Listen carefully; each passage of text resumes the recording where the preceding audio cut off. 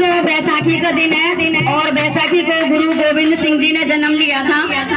तो मैं गुरु गोविंद सिंह जी के लिए एक भजन गा रही हूँ बैसाखी का, गुरु जी का।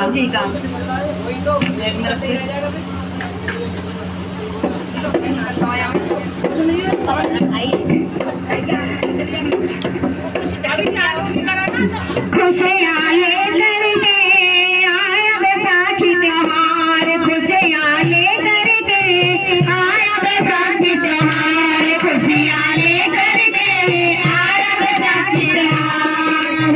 इस मुबारक दिन पर ही, इस मुबारक दिन पर ही भूल लिया अवतार, खुशियाँ लेकर के आया बैसाखी त्योहार, खुशियाँ लेकर के आया बैसाखी त्योहार।